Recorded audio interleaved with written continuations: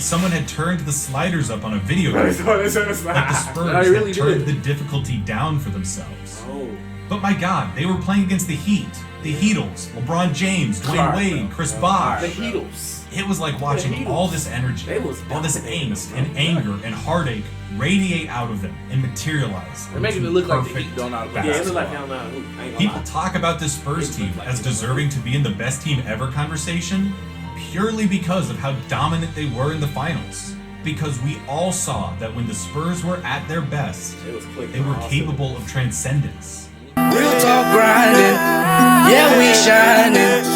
We ain't lying, yeah we rising to the top, man.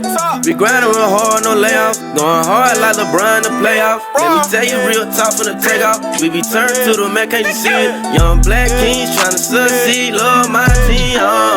Merch cheesy, definitely RTTV.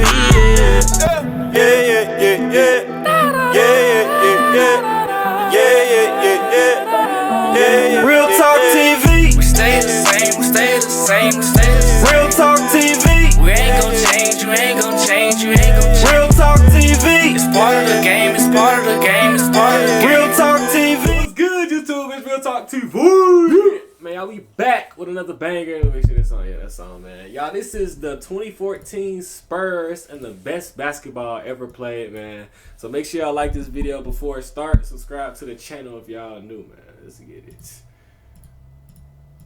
There we go. NBA Finals, Game 6. The San Antonio Spurs lead the Miami Heat 3-2. It is the end of the game, and the Spurs hold a 3-point lead. If the clock hits 0 and the Heat haven't converted a 3-point shot, San Antonio will win the championship. What happens next will be remembered forever. Ray Allen. Unprecedented. Ray Allen's 3 forced overtime, which the Miami Heat won, which forced a winner-take-all Game 7, which the Miami Heat won. It's one of the great collapses, one of the most devastating heartbreaks ever. It's one of those things that just never happens. And it's even more curious because of all the teams it could have happened to. The last one you would ever expect would be the Spurs. We're talking about the model organization of basketball.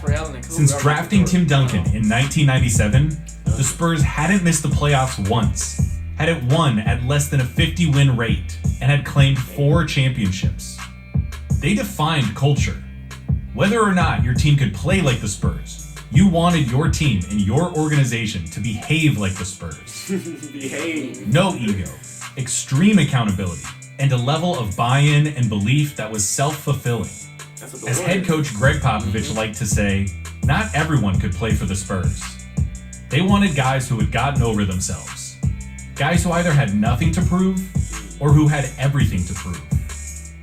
That buy-in and accountability, made possible by Tim Duncan's sublime example and enforced by Pop's brutal honesty and competitive fire, made the Spurs perhaps the most disciplined, consistent institution in all of sports. Yet, they were the ones who came as close to winning a championship as anyone has ever come without actually winning. They definitely were winning, dog. How do you come back from that? If you're the Spurs, how do you come back from that? You still had a chance to win in overtime of Game 6. You still had a chance to win in Game 7. Even more, this could have been the last run for the Spurs. Their big 3 of Tim Duncan, Manu Ginobili, and Tony Parker were going to turn 37, 36, and 31 years old respectively during the following season, well past their physical primes, in a league with young stars like LeBron James, Kevin Durant, Chris Paul, and the like.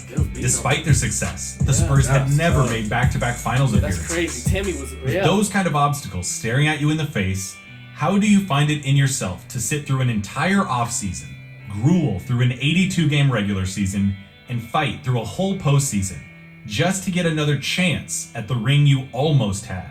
That would Timmy working, man. With Tim Duncan, man. That's tough. Was ever a team that could look at those obstacles and think to themselves, yeah, we can get it done. We can get it done. It would be the Spurs. That journey started in the offseason, where Popovich convened the Spurs in Colorado Springs at the Air Force Academy, his alma mater. Nearly every major contributor from the year prior had returned to the team and now possessed a powerful unifying force: shared trauma. Pop harnessed that potential from day one. The first day of training camp at the Air Force Academy, the Spurs did little beside dissect in painful detail every possession of Game 6. For hours, they relived their nightmare and saw all the mistakes they'd each made. No one was blameless. Ginobili and Kawhi Leonard had missed free throws that would have iced the game. Every Spur on the floor failed to secure LeBron's missed three. Popovich opted not to have Duncan on the floor at that moment so he could have better perimeter defense. And they all failed to recollect themselves and rally for Game 7. The point in all this, of course, was that it was not a single failure or an individual who would cost them. There were moments all throughout Game 6 and all throughout Game 7, mistakes by everyone that could have changed things. They had lost, but they understood that they lost as a team. And if that was true, if they were to win, they would have to win as a team. It was a testament to the kind of character that Popovich was convinced these players had, that they could confront this nightmare and reckon with it, rather than avoid it, downplay it, or run from it. To find that the best way out is through. Stare at the sun and let that feeling of failure motivate them to win for themselves and for each other. And that's all great, but seriously, how many times has a team lost a championship and said that kind of stuff? Every team that loses on the highest stage thinks that they're just one step away. But more often than not, the reality of making that arduous climb again is just too much. Did these Spurs really have what it would take? But first, I'd like to thank the sponsor of today's video, Keeps. You look at your dad, reflected their 35 service that offered an improved factor record if it's a sin loss. Doc S. 6 months later, the answer was obvious. They did, in fact, have what it takes. In maybe the most loaded Western Conference ever, the grit and grind Grizzlies, the Lob City Clippers, the Dwight and Harden Rockets, the Westbrook and Durant Thunder, plus emerging teams like the Warriors and the Trailblazers. In that Western Conference, the Spurs finished with a 62-20 record, the best in basketball and the franchise's best since 2006. They led the league with assists per game, 3-point field goal percentage, and plus Pop was named Coach of the Year. Tony Parker was a second-team All-NBA selection, and Kawhi a second-team All-Defensive selection. And that's kinda it. This team did not thrive on star power. Sure, they had the best power forward ever, but he's not a traditional star. And sure, they had the winningest trio in basketball history. Yeah, Kawhi was slowly developing into one of the most devastating two-way players in the league. No, that's insane. Kawhi was slowly developing into one of the most devastating two-way players. I just realized I clamped this nigga up. But they didn't rely on anyone. He's the claw for real.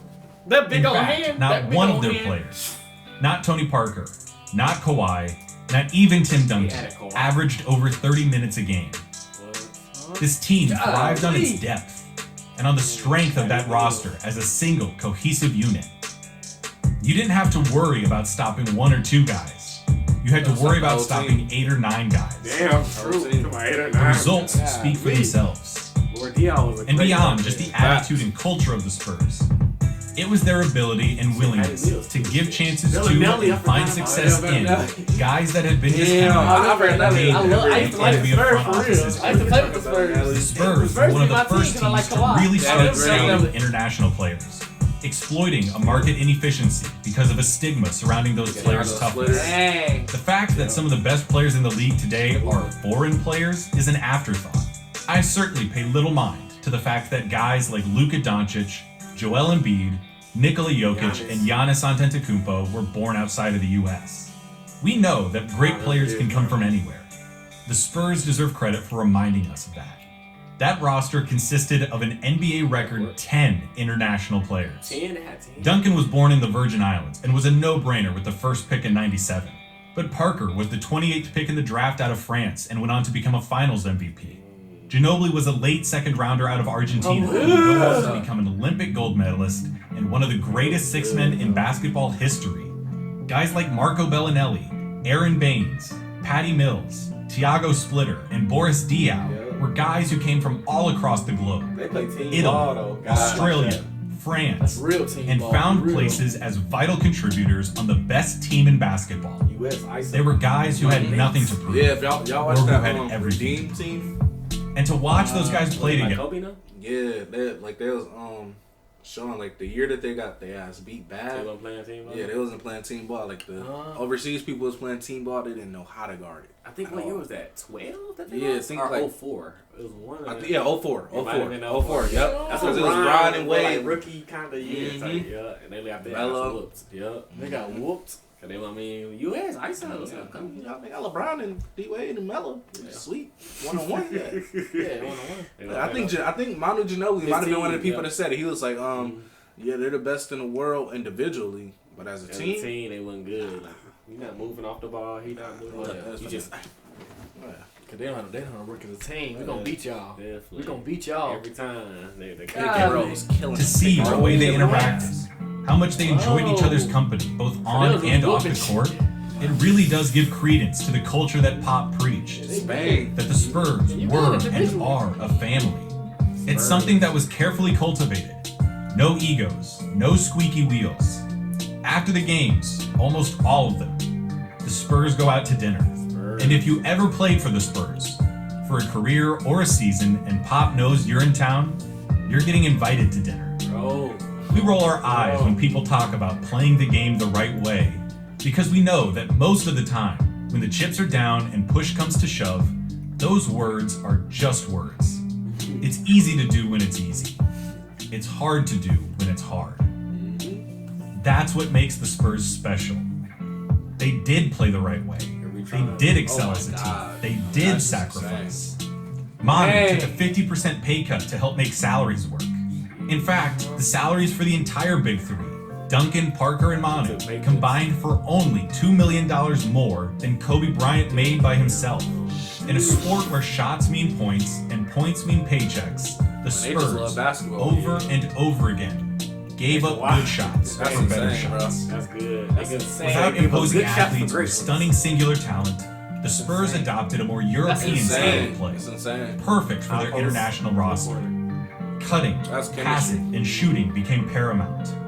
Spacing, screens, kickouts, and cuts kept the offense in constant motion and was made possible only because the Spurs were utterly selfless with the basketball and ruthlessly intelligent in their decision making. They got the best shots in the sport all year long because they bought into a higher ideal. And they bought in because they were all committed to a single goal. They were peaking at the right time, too. They finished the season having won 22 of their last 26 games, including a franchise record 19-game winning Every time streak. they catch the ball at the high post, they hit the free throw line with it. Every time. And they always have What the hell happened in the first round? It's the fly in the ointment for the Spurs team as a first-tier, all-time great team. Taken to 7 in the first round by the 8 seed Dallas Mavericks. Now, was the West loaded? Absolutely. Were the Mavs better than your average 8 seed? Sure. Was there some cross-state rivalry, and did Vince Carter steal a game to extend the series? Most definitely. But still, you can't be the greatest team ever if you nearly lost in the first round of the playoffs. Maybe they were looking ahead, so fixated on their pursuit of revenge that they allowed themselves to be removed from the moment and taken to the brink. Whatever the reason, they did ultimately overcome it and beat the Mavs to advance to the second round, where they throttled the Portland Trailblazers in 5 games. In the Western Conference Finals, they were tested by the Oklahoma City Thunder, a proud group in their own right who believed they were the team of the future. The hungrier Spurs outlasted OKC in 6 games, sending themselves to back-to-back finals for the first time in franchise history.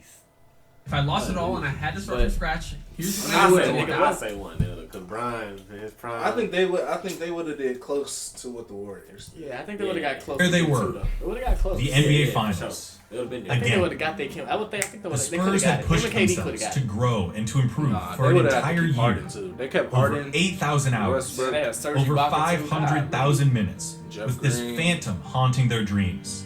And now they were here against the very team that had beaten them. Harden, bro. They really had Damn, imagine looking across and you got Brian and shit. Hey, bro. Yeah, imagine looking across and you see Bron. You see the GOAT. prime Bron. It's Prime Bron. Look how big this nigga is, bro. Look Like, how that's big that's this Bron nigga that'll is. dunk on you. Yeah. That's Prime and Wade. I mean, Bosh. You battle tested. Spurs Heat, round 2. This Damn, far-off Ray Ray. goal, God, you this gotta watch out for illusory Ray Ray. motivation Bah! was That here in the motherfucker flesh, and now they could do something about it. The Spurs took Game 1, famously remembered as a game when the arena's air conditioning system failed, and temperatures reached the I do 90s remember in the that. summer Texas heat. The Heat narrowly won Game 2, evening the series and stealing home court advantage. Bosh. Go play Bosh. Stretch. And then, in Game 3, the floodgates opened. Boris Diaw was inserted into the starting lineup and seemed to unlock something in the San Antonio offense. Because he was a playmaker. He was a maestro, and he raised their level of play. The passes, the movement, and the shots that the Spurs had been getting all year long, Literally. the best in He basketball, could shoot too. somehow became even better. They operated in perfect Literally concert doing with that's each exactly what Draymond other, did. reacting to passes almost before they'd happened, anticipating movement before it had even begun. They buried the Heat offensively and smothered them on defense. They good. Kawhi, who had done an incredible job guarding LeBron the year prior, I ain't gonna lie, was he just as did. effective, earning him That boy nicknames Kawhi like got some Kryptonite jerseys is and hard. King I remember Slim. them. I ain't He gonna was lie, named the that's the only reason they can earning keep him up. nicknames I ain't gonna lie, like that's the Kryptonite what's the and one reason they King really Slim. keep up because Kawhi He was was named holding the that man. Finals MVP after San Kawhi, Antonio if they didn't have Kawhi prevailed holding in that man, 5 games. woo! It was startling to watch the Spurs. Striking. It was incredible. Look at that pass. It's behind Bosh. It's The thing is, remembered as they the had beautiful one game. person that could guard the whole league. They were clicking. It was the Kawhi best Leonard. basketball He could guard anyone's anybody. ever seen. You almost literally Well, can't like, play better. Guard him enough better. The than stats like back it anybody up. else. In the fourth quarter of Game 1, So the they Spurs shot you can't guard nobody for 87%, real in a the league, finals 'cause they record. all good. In Game 3, they shot 75% in the first half, a finals record. They led 71-50 going into halftime of that game, the first I was about to say, 70-point whose half in the percentage finals is since the insane? 87 Lakers. They shot 52% from the field in the series, a finals record. Kawhi shot 61% from the field, Wow. a record for a finals MVP. Wow. They averaged 120.8 points per 100 possessions in the series, the most since data began in 9.8 So points Kawhi per still got the 100 record. possessions Kawhi in the still series. got the record. The most That's the since problem, data though. began Right. in 19 Nah, like that's the problem. That the Miami Heat knew better. Like for you knew finals better. MVP. They Yeah, averaged see it, 120.8 Like, points. he knew better. Right now, Duncan not open. Yeah. But as soon as he hit him, He got open naked. immediately. But He pushed him. Yeah, it was. I I He mean, what is their defense he's right now? open right now. naked. Ain't got. He open right now. He open right now because Ray Allen ain't gonna get over there. Yeah. It's For shot. 100. Wait, no, Yeah, no, no, no, right, no, it was no, a no, pop. no, no, no, no. What is Miami's defense? At this point, right here in this game, they have to be getting the ass beat right now, and they just gave up. Bro, Who go was back. Ray Allen guarded? Yeah, that's Bro, what I'm yeah, saying. no, I'm no, trying no, to look, I'm bro. trying to Look look what Chris to- Bosh just held Ray Allen. Watch They this. averaged 120.8. Ray Allen's supposed to be guarding right here. Oh, Bosh. Yeah, Bosh. It's who Bosh guarded. Yeah, who is Bosh guarding? He- Bosh about to tell he Ray ball Allen, watching. you go guard He him. ball watching. Yeah, he about to tell Ray Allen, you go guard him. Because he guarded Kawhi. No, Bosh not guarding Kawhi. Bosh not guarding Bosh not supposed to be Finals guarding Kawhi Leonard. Kawhi shot 61% Okay, from Ray the Allen's field. guarding Kawhi. Yeah, record He's Ray playing Allen. help He defense. playing help defense. Yeah. Yes. Good. I see. They averaged 120.8. That's He great like, help. He got him. That's He good had help. Yeah. Bosh is on him. And He's ball Bosh is watching. ball. Cause he just flashed middle. So now he threw like watching it. Film. And now he like Go, Go. He got fucked. Yeah, like, nah, like, no. And that's Bosh fault. And then they know Ray Allen pushed up too late. Yup. Ah! began in Got him. 1995. Getting cooked. In over 293 games, Wait, was that just Michael the Lee? Heat had not once lost 3 games in a row with LeBron James in their lineup. The Spurs won games 3, 4, and 5 by an average of 19 points. Are they serious? In those 3 games, Yeah, I remember. they made I literally stopped 157 more passes. I think than after the game 2, I stopped. 157 Per more passes game. than the Heat. Wow. Those games also just so happened to add up to the best 157 offensive more. rating over 3 games since that data What was became the Heat available doing? They over be 30 feeding that years. rock. They was feeding that They rock. won the They game. tried to win No, that. that's the Point year Bron differential left. of Bron left 70. after this. Definitely different. Over 5 games, they outscored the Heat by 70 points. And they lost one of those games. Yeah, It the remains Spurs the figured them highest out. point They figured them out. differential in NBA All you finals. gotta do is keep passing. That's like Stats they can't back hold it us up. if we keep passing. But honestly, They trying to play whatever. one-on-one ball. Those are afterthoughts. They trying to They play You should one-on-one. didn't do need something. to They look should at the run stats to zone know or what we something. were Yeah, that's watching. what I'm saying. Cause they, That man, It the was man. perfect. Nah. Like someone had turned the sliders up on a video game. Like the Spurs really had turned the difficulty down for themselves. Oh. But my God, they were playing against the Heat, the Heatles, LeBron James, Dwayne Wade, Chris Bosh. The Heatles. It was like watching all this energy, all this angst and anger and heartache radiate out of them and materialize. They're making it look like the Heat don't know how to play. Yeah, it look like they don't know how to hoop. People talk about this Spurs team as deserving to be in the best team ever conversation purely because of how dominant they were in the finals. Because we all saw that when the Spurs were at their best, they were capable of transcendence. They found success in the same vein as Isaiah's Pistons and Bill Russell's Celtics, tapping into the core concept of basketball, the platonic idea of basketball. That is true. That is the core. The fact that the Spurs were echoing the sentiments of teams from as far back as the 60s means they weren't breaking any new ground by emphasizing team play. But as the NBA continues to become a more star-driven league, their style was anything but. Brian out there hacking. They're my favorite team ever. I love Tim Duncan. I love that he exists as proof that success doesn't have to be this Michael Jordan, Kobe Bryant, in-your-face screaming asshole. It can also be him or Bill Russell, who led by example, with encouragement and sympathy and humility. I love the relationship that he and Pop have.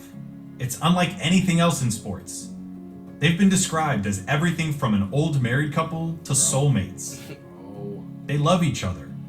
Tim's referred to Pop as a father figure to him. I love the fact that the Spurs were made up of international guys who teams had either overlooked or given up on. That the locker room was a collage of national flags. I love that this team really seemed to be friends, that they enjoyed each other's company, that they sacrificed and wanted to see each other succeed. And I loved watching their wounds heal in real time, shot after shot. Golden State was born. I've talked before about Bill Russell. That's true. And when I did, I talked about the platonic idea of basketball. The idea of the sport that transcends just the shooting and the scoring and gets to the spirit of the thing itself. It's impossible to pin down or define what exactly that idea is. But its effects and results are impossible to miss.